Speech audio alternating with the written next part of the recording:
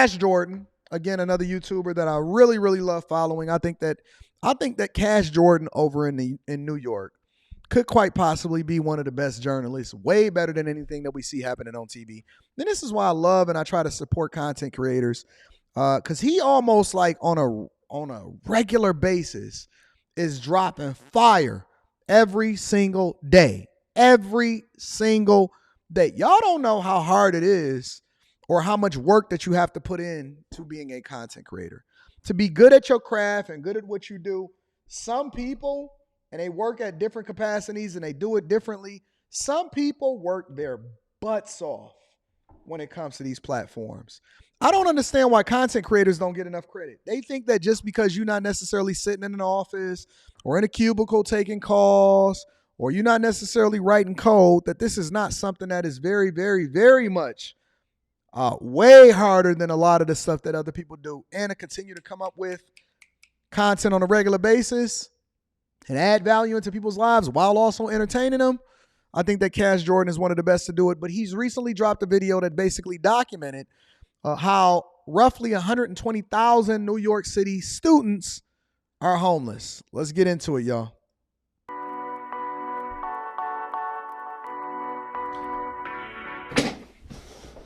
120,000 New York City students are homeless.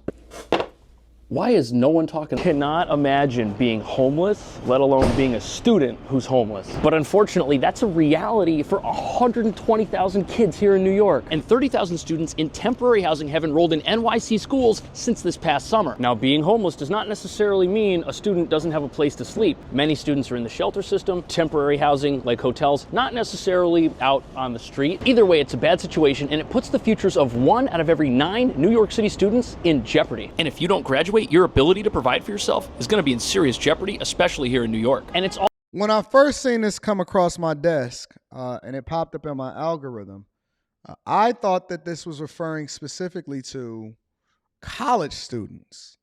I didn't know that this was referring to regular students. Can you imagine? And a lot of us have seen different people throughout society, even when we grew up or whatever. Can you imagine a kid not having anywhere to go when they get off of school? And as a matter of fact, they look forward to school because of the possible school lunches that they can get. Already very, very hard to get an apartment in New York City right now. The average rent this past year hit $5,600 a month. And to make matters worse, the average rent in New York is $5,600 a month. Hold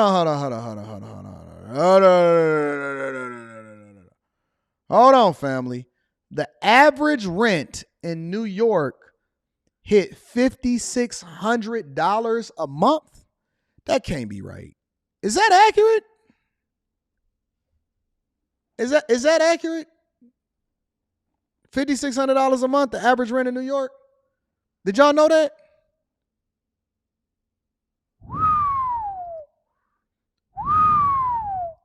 Y'all got to get out of New York. Y'all got to get out of New York. Real talk. Y'all got to get out of New York. That's not good. $5,600 rent figure, that doesn't get you like a 4-bedroom or a 5-bedroom apartment that you could conceivably live with someone else in and start a big family. No, that's the average price for any apartment. That includes studios and 1-bedrooms. 1 in 9 students were identified as homeless last. Studios and 1-bedrooms. That includes studios and 1-bedrooms.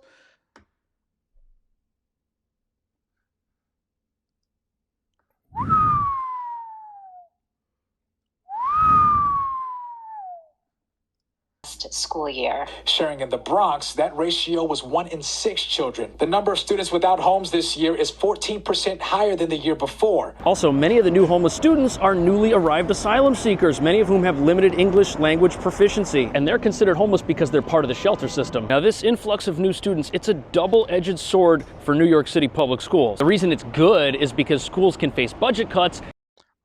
So, a lot of these homeless children, which a lot of them is technically not homeless because they stand in hotels, but they don't have a permanent residence, so they automatically declare them as homeless or they can be staying in a shelter and so on and so forth. So New York already had a homelessness problem prior to having migrants come over here. So why did they initially, I'm still trying to figure it out and it doesn't make sense to me. Why did New York or Chicago or Denver or Atlanta or any of these other cities, it's not like you were living in a paradise or the people was absolutely getting it when they was there. But prior to the migrant crisis, why did they designate themselves as a sanctuary city, and why didn't they stand with Texas and Florida and Arizona? If they already had a problem,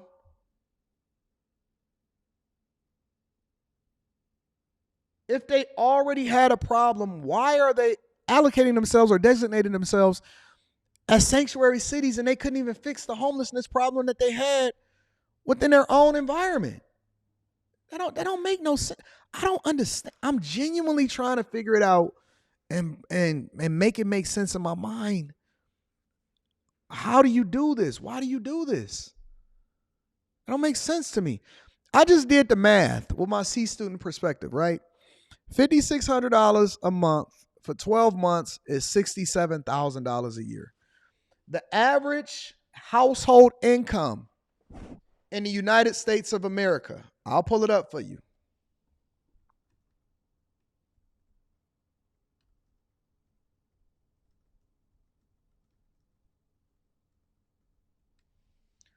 The average household, the real median household income is $74,580 in 2022. A 2.3% decline from 2021, which the average or the real median household income was $76,000. Now it went down to $74,000. It went down to $74,000. So if the average rent in New York is $67,000, and then the average household, the real median income in New York is $74,000 before taxes. Before taxes. The math ain't mathing. And I know I'm slow. I know I'm a C student, but the math is just not adding up for me. If they have less students this year than they had last year, but the reason that it's bad is because, according to the New York Times, school leaders have anonymously mentioned that the schools aren't doing enough to help these new students. That is hard for kids to focus, because that's what I'm going through with my kids. Executive Suite MLE says, Anton, everyone will be homeless at their rate. Okay, well, what's going on? Somebody have to, the math is the math. They're saying that the average rent in New York, meaning that there's some higher and there's some lower. So Executive Suite MLE, explain to me what makes sense then. Explain to me what makes sense. I know you a New Yorker. I seen you. I met up with you at the Bag Chasers event over in New York. Kareem, a proud father of 5, his family homeless. It's been really hard. We met him Wednesday in the Bronx, across the street from the city's main intake center for homeless families. Man, you got to feel bad. Hold on, Kareem. Let me bring Kareem back to the front of the congregation. Kareem.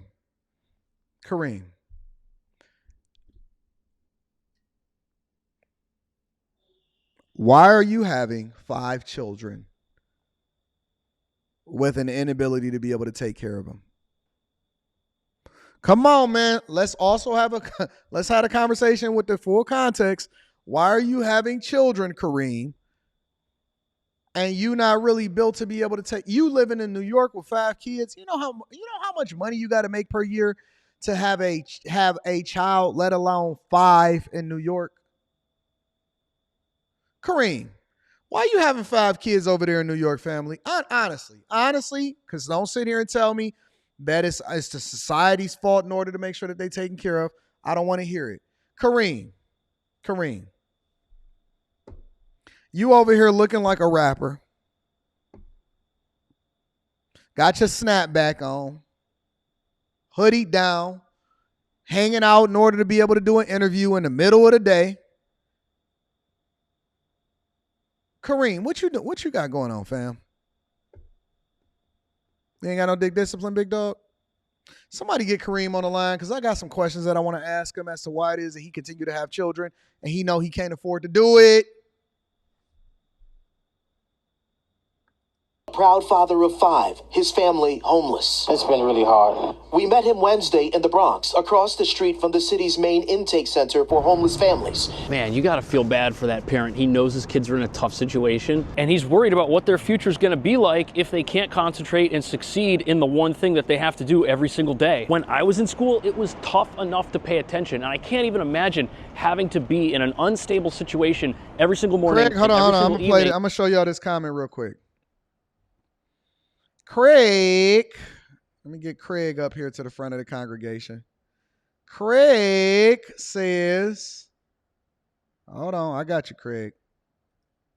Craig says, Anton, why are you complaining about how many kids he got? How do you know all these kids have different mothers or the same mother?